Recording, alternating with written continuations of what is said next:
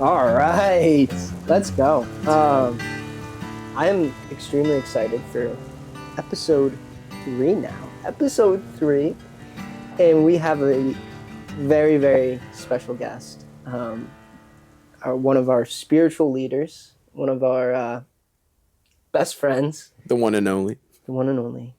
Gerald Drew Bleakley. Not the legal name. He's throwing the legal name out there. Hey, guys. Yeah. We can cut that out. We can bleep that out. No, it's okay. No, that is who I am. I am Gerald Andrew Bleakley. Yeah. You know what's funny? When I found that out, like, I couldn't believe it. I'm like, no, that's Drew, man. Like, I don't know who you're talking about. Like, that's Drew. Well, there's 4 of us. There's 4 Geralds. There's Gerald Thompson, Gerald A. Thompson. That's my mom's dad. There's Gerald Arthur Bleakley Sr. That is my pop. He's my dad's dad. There's Gerald Arthur Jr. That is my dad. He doesn't like when you call him Junior. And then there's myself. And then someday, my poor wife, she has to name our first son Gerald Andrew Jr. So there will be 5 of us. But for now, there's only 4. But we all go by different nicknames. So there's Gerald, who's the oldest. That's my mom's dad. There's Jerry, Jay, and Drew. I wanted to call you Jerry. My wife would hate that. My mother would hate that even more. Jerry. I like that name. Well, it's because I'm a Grateful Dead fan, and I like Jerry Garcia, and then also one of my best friends from college, Jeremy, I call him Jerry too. So like, there's just the name Jerry holds a nice place in my heart. I haven't met a bad Jerry, we'll say that. I have not either. That's good. So Drew, how you doing, man? How you coming in today?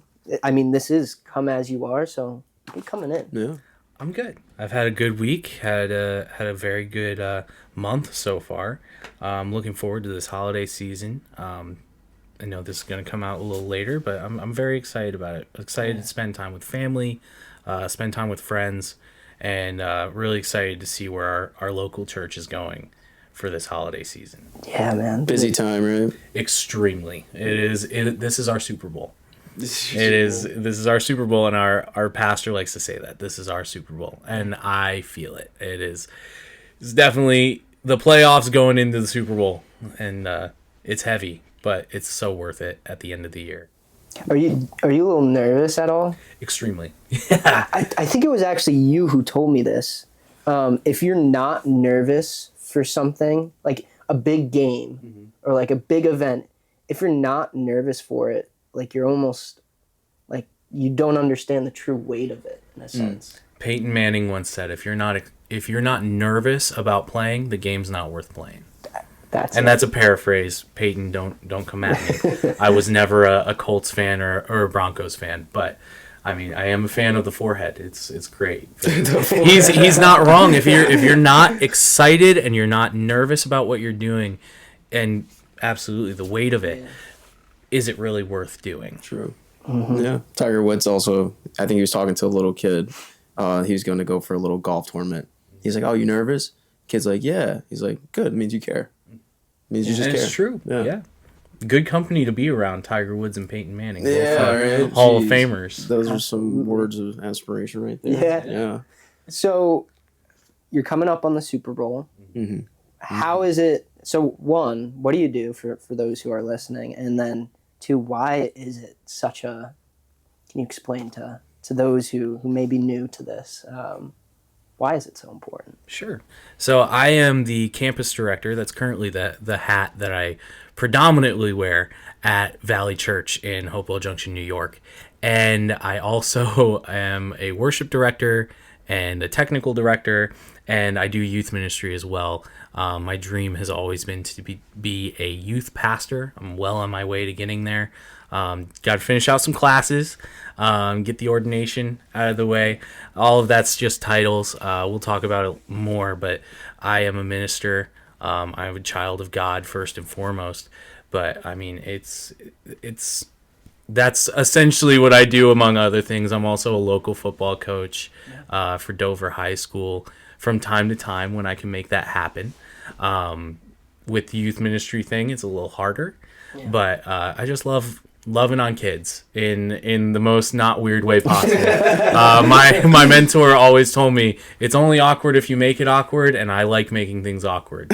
So it's not awkward. I just love loving on teenagers and watching them grow into young adults and into older adults as I'm getting older, which is not fun. But yeah, and then it's super important this time of year because you really see people come out of the woodwork around Christmas and Easter time. People who don't normally come to church, our pastor likes to call them CEOs, and those are your Christmas and Easter onlys. Those are the people that you'll see twice a year, and a lot of the time, this is the only church they're going to get throughout the entire year. So we really want to make sure that we're giving the best, for lack of a better word, product as we can, that they're getting the best of Jesus that we can possibly offer, because we can do what we can do, but God's going to do what only God can do. Absolutely. Yeah. I was going to ask you, going a little bit, backwards. Sure. What do the kids mean to you? Like, why the kids? You could have been more aiming, towards a crowd your age, a crowd even older, or even just stayed away from kids completely. But why the youth? I don't know. It's just something about that age, 6th grade to 12th grade, they tend to be forgotten about. The first thing you think of when you think of a teenager is probably a broody, like, I don't want to talk to anybody. I'm moody all the time. Like, you don't understand me, Mom. It's not a phase. Yeah. Like, that's what you think of. And, like, what really is going on is, yes, all that stuff is going on because of hormones and growing up and learning new things about life every single day and thinking that you know everything. These kids have questions. And they have great questions. I'm going to be totally honest right now. I cannot stand 5 years old to about 5th grade. That's not my gifting. God bless you if you are a teacher in that age range. God bless you if you are a minister in that age range. It's not for me. Those kids are just asking questions to ask questions. I was at a restaurant yesterday. I heard this 6-year-old talking to his dad, and every couple of seconds he'd be like, hey, Dad, and asking all these questions, inconsequential questions. And I'm just sitting there, I'm smiling, I'm laughing because, like, this dad, he's on it. He's every time he asks him, he's like, yes, buddy. Yes, my love. Yes, bud. Like, and he's answering. I'm like, brother, you got way more patience than I do, because, like, I would have been like, dude, enough. Cool it on the questions. But at the same point, there are people out there that are like, I cannot deal with high schoolers or middle schoolers. It's like, it all is kind of, where is God calling you to? Right. And I did want to drill into that a little bit more. It's like, how did you know, like, God was calling you towards, student ministry and the youth? The youths. Funny enough, I can tell you exactly when it happened. I was in 6th grade, and my youth pastor at the time, he's now the lead pastor of the church that I grew up in, Bridgepoint in Temperance, Michigan. And he was awesome. He was so cool. We were on an event, and I can't remember exactly what the event was, but him and I were just talking. And I went, so what do you do? Like, what is your job? And he goes, what do you mean? Look around. This is my job. And I'm like, no, seriously. Like, how do you get paid? And he goes, I get paid to be a teenager. I get paid to hang out with teenagers. And as a 6th grader, teenagers are the coolest people that you can be around, aside from maybe the youth pastor. Youth pastor is the coolest person ever. From that moment on, I'm like, I want to get paid to be a teenager. That's awesome. And even so, as I'm doing youth ministry, like, I see even more and more, these kids, they feel the same way. High schoolers are the coolest people in the world. Your leaders are the coolest people in the world. I get to be the coolest person in the world to some of these kids when I'm not being mean to them. But yeah, I was so drawn to it from 6th grade. And there was a little bit of time where I stepped away from it because I was like, how am I going to make a living for my future wife and for my kids? But the more I grow, the more I learn, the more I know Jehovah Jireh provides. And he always does. Even in those dark times, and we'll talk more about the dark times later, but it's he has always provided for me in those times. That's amazing. I was going to bring up, I'm reading the book of Samuel right now, and in one of, in Hannah's, like, I guess, prayer or her outcry to God, thanking him pretty much because, you know, Samuel the prophet was born. Yeah. She, in one of the lines, goes that God makes the rich and God makes the poor. And that's such a big thing in my head, you know, like logically, like, okay, if I want to lead a life with Christ, I also want to have some money. You know, I want to enjoy a nice meal and not have to worry about the next, essentially. But it's true that he does provide, and you have to have faith in him that, you know, it all is going to align. But and even better, God is providing for something that I would honestly do for free. And I did do it for free for a long time. And I actually had a really hard time. And I'm sure people who do ministry will agree with me. Like, it was very difficult to distinguish, am I doing this for a job or am I doing this because I love Jesus? And my mentor, he's the one who actually put me on. Like, well, if this is truly what God wants you to do, God doesn't let the sparrows worry about where their next meal is coming from, doesn't let them worry about where they're going to live. He's going to do the same thing for you. He's going to provide what you need. And if that means you're getting a paycheck from the church, continue worshiping the way that you're doing it and accept the gifts that he's giving you. Don't step on God's blessing. At the same time, it is written in the Bible, you know, sending the missionaries out. And God's literally sent people, and I think it's Luke 10. Pastor Dan just did a Bible study on this. And 70 went out. And he said, don't bring anything. And just go and knock on the doors of people's houses, and I'm paraphrasing, and they will feed you. Sure. They will give you what you need. And it is so true that when you are doing his will, when you are doing the work of God, he's going to find a way to do it. Absolutely. And there's so many extremes you could look at it, but at the end of the day, God calls us to die to ourselves for him, just as he died on the cross for our sins. Yeah.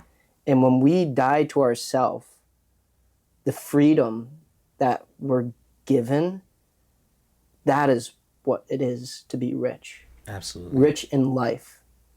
And at the same time, when you're dying to yourself, you are giving up the need for money, the need for all those things, because you are essentially giving your life to Christ. True. And he's going to provide every single thing that you need from that day forward. And to kind of summarize with a quick point, there is a guy who's a close friend now, who's a pastor of just our family, and he used to work in corporate America, manage a team of 40 people, and then decided to be a pastor and took a massive, massive pay cut.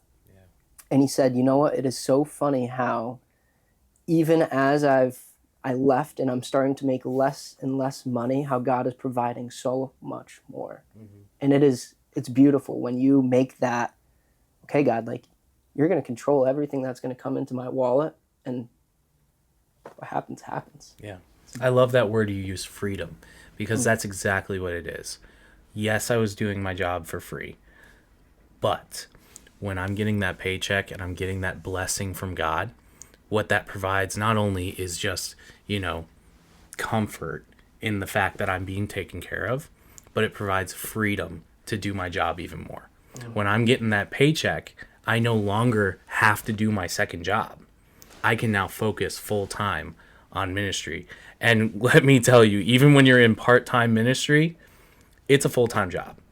I have gotten phone calls from students at 3:00 in the morning who are going through absolute existential, whatever that word is, crisis, because like they are learning new things every single day. They're facing fears that are way bigger than themselves, and they have questions, and I'm the guy that they come to. And those questions don't work 9 to 5.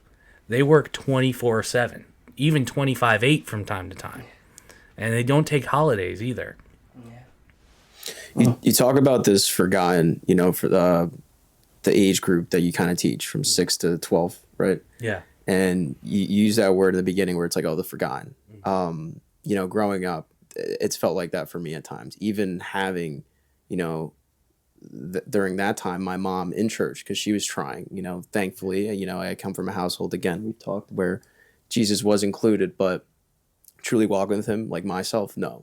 So this forgotten feeling I've always felt, and that's why hence we always say this black sheep for our podcast, because it feels like I'm that lost sheep that went astray. And it's the shepherd, Jesus, who just always found me. And it's really crazy to me. And I, seeing you with your, your youth ministry and all that, it touches my heart, because it makes me feel, I'm like, wow, like there's someone there that's trying actually their butt off to really make these kids included. But it is for those kids that might feel forgotten. And I didn't have that. Yeah. So it's weird, because how did you feel like this when you were younger? Like, were you forgotten, or did you have sympathy for, I guess, just always for those forgotten? I don't think I've felt that way. I'm sure I did. I was a broody teenager as well. My mom likes to joke that I was only hormonal and moody for one day. And she came this close to really beating it out of me, because I will never talk back to my mother again. That was the scariest moment of my life.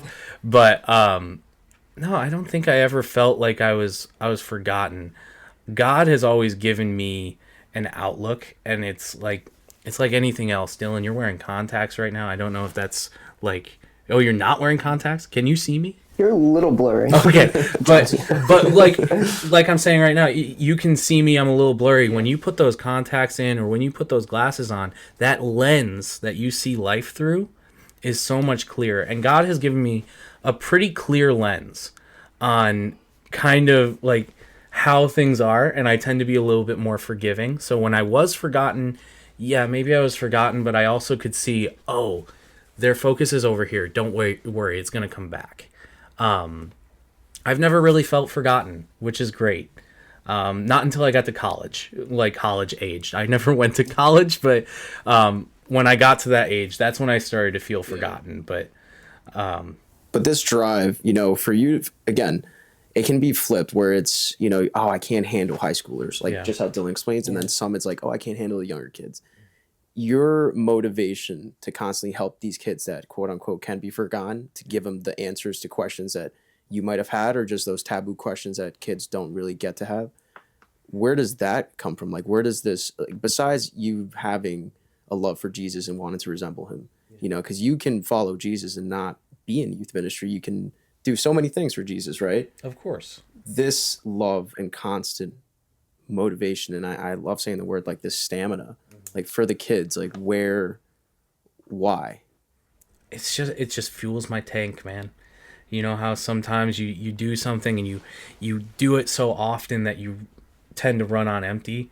Dylan was talking about it earlier with his job before the podcast. So like sometimes he just opens up his computer and he just wants to vomit. And that's like, his tank is empty. This fills my tank, like talking to kids. And not only it's like a renewable resource almost, of like these kids, they have questions. They just need somebody to hang out with.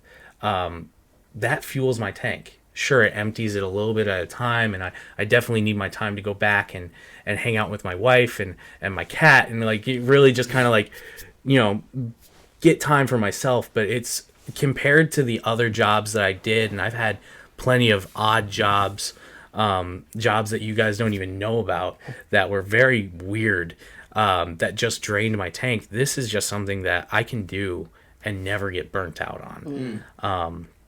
But yeah, and I love, like, full transparency, I love middle schoolers.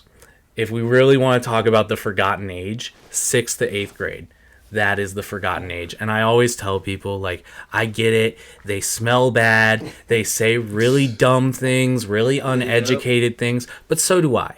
And that's where I fit in. That's where I can meet them where they're at.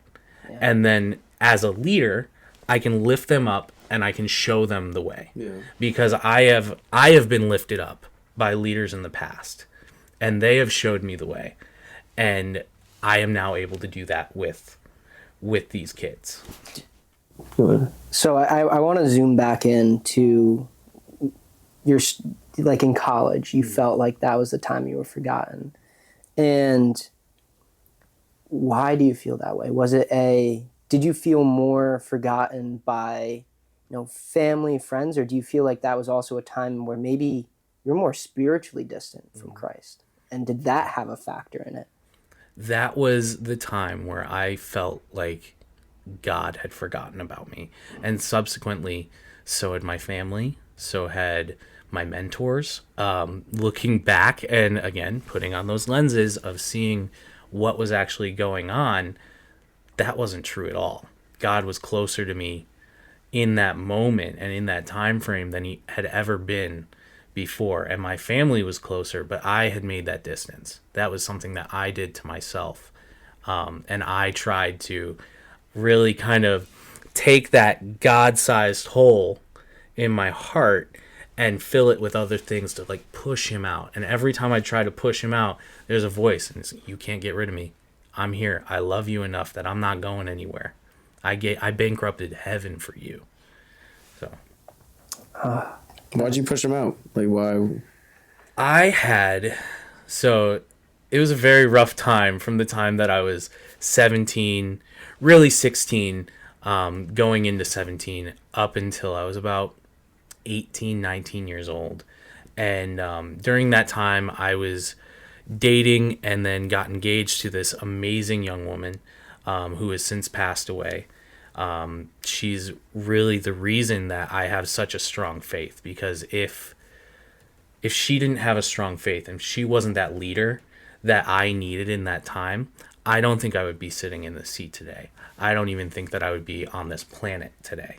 And it was just, there was that. And like when somebody passes away, you have peace when you know that they're a Christian. I knew she was Christian. I had peace about that.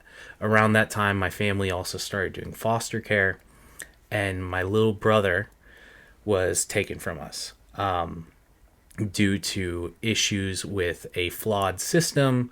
We weren't going to adopt. We were always a bring children in and return them to their families when their families are healthy enough to take them back. This was not that situation, and it was dark, and even to this day, I'm sure that my family still see my little brother homeless on the streets of Anchorage. And Anchorage is not a popular tropical spot. I mean, that is a place where it would regularly get down to negative 20 degrees as I'm driving to work. And this kid who is, oh boy, is he 10 years old now? We got him when he was 3 days old. So it's hard to think about that. But he's on the side of the road in downtown Anchorage with his sister's hand-me-down clothes in the middle of winter, living out of a cardboard box, going to soup kitchens with his 36-year-old grandmother at the time, which I don't care how you do that math. It's not good math. Things, generations and generations had been messed up by what was considered normal and very worldly, and it was just very hard. And really that's what broke me, is not only seeing my brother go through that, but not being able to do anything about that. I'm the oldest out of all my siblings. I have well over 20 siblings through the foster care system, and it was in those moments that I'm watching him struggle, and not only him, but watching his siblings and his family struggle, and I'm legally not allowed to do anything. I have to stand by and idly watch. That's what broke me. And not only that, but seeing my family crumble. This was back to back, so you lost. This was back to back. So you lost your Fiance, fiance, and what's her name? Katie. So you lost Katie. How did you lose Katie? I lost Katie. She had osteosarcoma, which is a form of bone cancer. It metastasized, which means it got into the bloodstream and then got into her lungs. And eventually it got to the point where they were just chopping off pieces of her lungs and taking it out. And she was down to about 33% lung capacity, and it just overtook her. And it was great because she wouldn't want me to cry in this moment. She wanted me to remember her how she was, and it wasn't as the girl who was dying, it was the girl who lived. Yeah. And she lived, man. Like up until she hit a wall. Her mom likes to joke, she's like, she went balls to the wall until she hit it hard. And but yeah, so I lost Katie in 2015, January 27th in 2015, which was my senior year. And then we got my brother Skylar. He came into our lives in March of 2015. So this was like back to back. He was in our home up until about 10 days before Christmas. So not only is this going through our family around the holidays where you're supposed to be coming together as a family, it's like it's cold. It's a lot of different factors going in, but I definitely started trying to really force God out. I'm like, obviously, if you're there, you don't care. But did you have God before Katie? Or Yeah. Okay. I grew up in a Christian home. I went to church 6 days into my time here on this planet. I was born on a Monday. I was at church on Sunday. And my parents were worship leaders at the church that I was literally born into. My dad, I always say he's my favorite singer. He's got a powerhouse of voice. Man has an operatic voice, and which is insane because he's really messed it up in the past. He's not operating at 100% capacity, and he can belt it, man. And my mom is musically inclined as well. My whole family is just musically inclined. That's beautiful. Well, so are you guys. I was gonna say you guys are pretty. I like to think so. I do darn good at worship it from time to time. Yeah. Oh man, I'm still thinking back to that story. And the thing that goes through my mind, and Heber asked me this the first episode because I lost my sister to cancer. And when you're talking about just fighting, going balls to the wall, Yeah. oh, I've seen that through some people. I've seen that through my sister, and you feel helpless. There's nothing you can do. And there's talk about a hole that starts like it's almost like God is starting to dig a hole for him in your heart with all these things that are happening. He's digging the hole for him. Yeah. And he's just trying to make the space for him in your heart during that time. And it's painful. Yeah. It is extremely painful to have that hole be dug. And it's meant to perfectly fit him. Yeah. But when you try to fill the hole with other stuff, doesn't And you fit. never will. No. You will never fill it with other stuff. No. You can ask millionaires, like, are you happy? And they'll say, I'll be happy when I reach X amount of money. They got millions of dollars, man. Yeah. Money can't fill that hole. You'll ask drug addicts. Drugs can't fill that hole. You'll ask people who have thousands of friends on Facebook, on Instagram. Like, nothing will fill that hole except for Jesus. And it took me a long time to realize that. And I had it, and then lost it, and then had it again. So, Still have it. So, good. Good. I was gonna say, well, no. Okay. So it happened with Katie, and then you have this problem with your brother. Like, were you just throwing the fist at God? Oh, yeah. This whole process, or because you're saying that Katie brought you closer, right? Because that's an experience, obviously. But how was it with God right there? Like that year, or even things were after hard. I continued to go to it was called Chi Alpha. It's like a college youth group. I didn't go to college, but I had friends who did. And the only reason I went to Chi Alpha was because my drug dealer went. And he would bring me back to his dorm, and we'd smoke, and we'd do acid, and we'd do everything under the sun that we could possibly get our hands on. Wait, but you were in the frat? you were in the frat. I was Drew right there. I was in a frat, and I got kicked out of the frat when they found out I didn't actually go there. To be fair, I did try to tell the leader of the frat, I'm like, hey, I don't go to college here. And he goes, yeah, you're in my econ class. I'm like, all right, fine, whatever. And they kicked me out right before the charity dodgeball game. Oh. And they lost. So it was snack on that. They're like, Drew, you're not on here, Drew. No, they were talking about classes. And they're like, oh, my class schedule is so hard. I'm like, that sucks. I have work. And they're like, what? What do you mean? You're just not taking any classes this semester? I'm like, I haven't taken a single class. What are you talking about? No. And they're like, oh, you don't go here? I'm like, no. I'm like, you can't be in the frat. I'm like, you sure? All right, whatever. And then they lost the dodgeball tournament, so They're lost. It was their loss, Yeah. quite literally. But okay, your drug dealer is He- at the place. He went there, and we would just hang out afterwards and do whatever we could get our hands on. And it got so bad that eventually I was living on my own. I moved out of my parents' house I was essentially squatting legally because somebody had asked me to stay in their abandoned house and just take care of it. But I wasn't holding up my end of the bargain.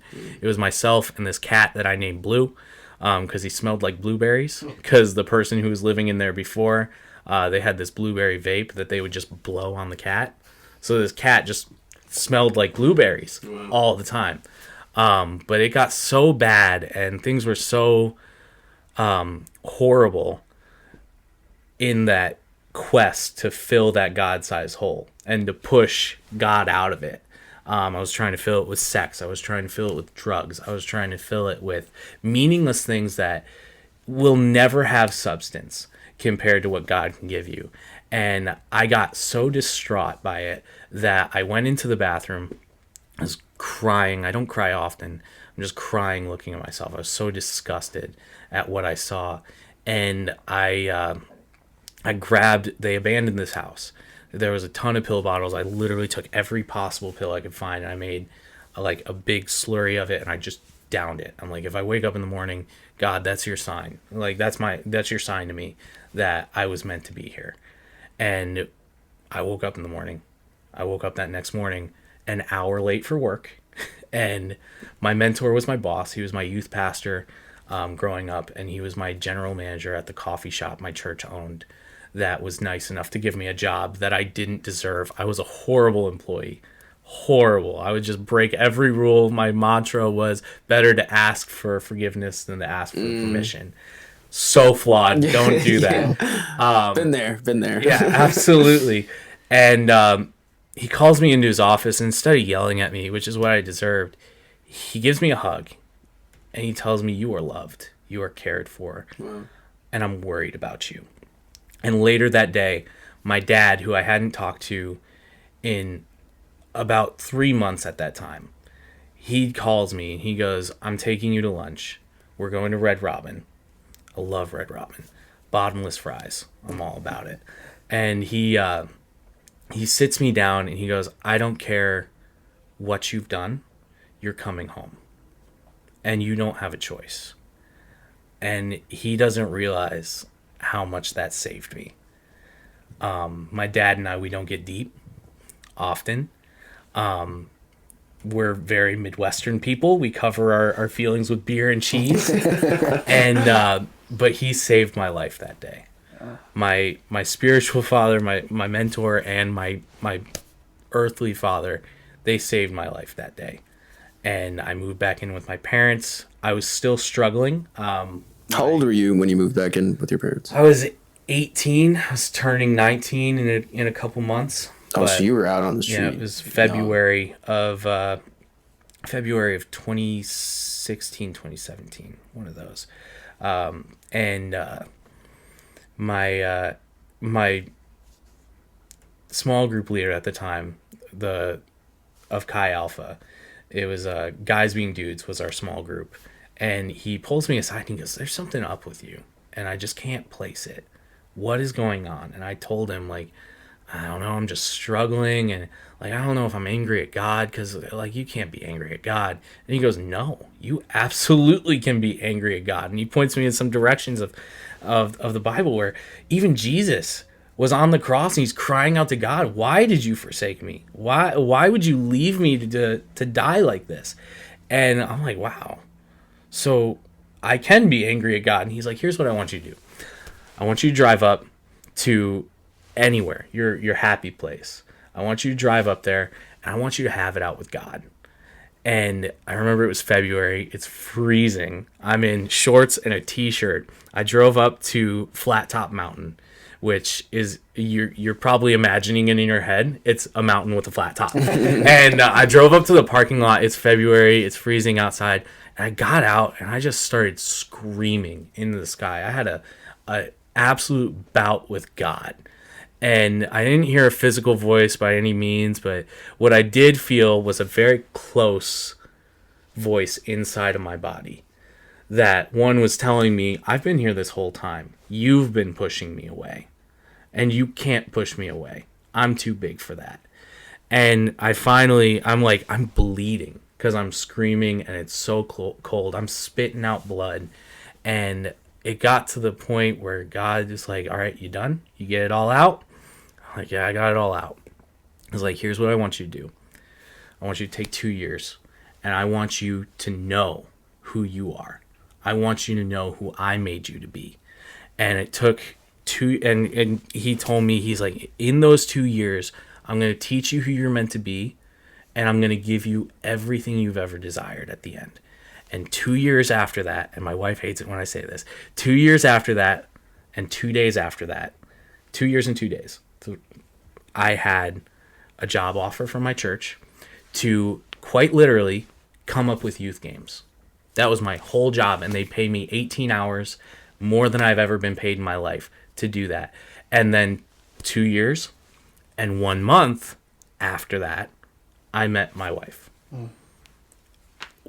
In a state where I wasn't meant to be, reuniting with family I never thought I would see again, because they're from New York, I was in Alaska, we met in Florida, and my future wife happened to be there. She happened to be the maid of honor at my cousin's wedding.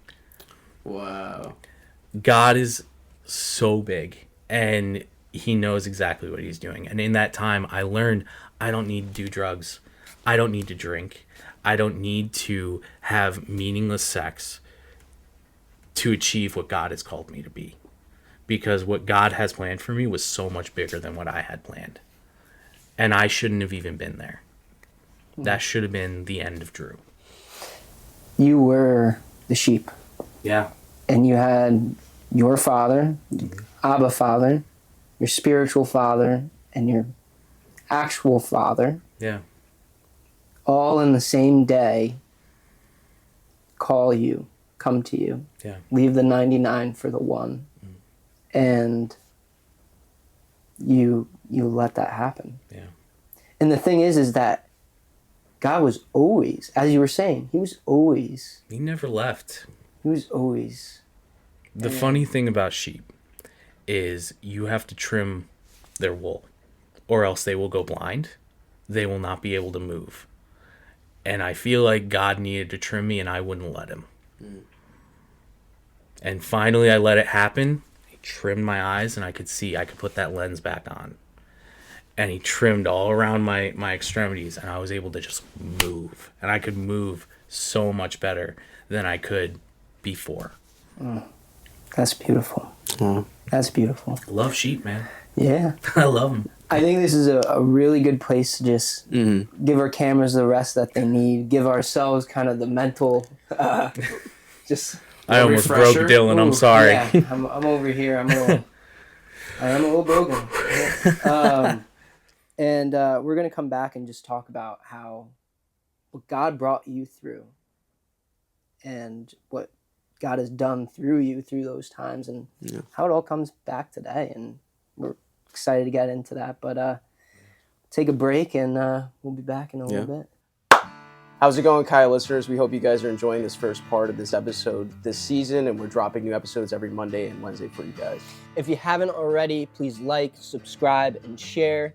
You can find us on Instagram at Kaya_pod, where you can find the links to our Spotify and Apple Podcasts. Before we go, we'd like to leave you with a blessing from the book of Numbers. May the Lord bless you and keep you. May the Lord make his face shine upon you and be gracious unto you. May the Lord lift up his countenance upon you and give you peace. Thank you so much for listening, Kaya listeners, and we'll see you in the next episode. Thank you guys.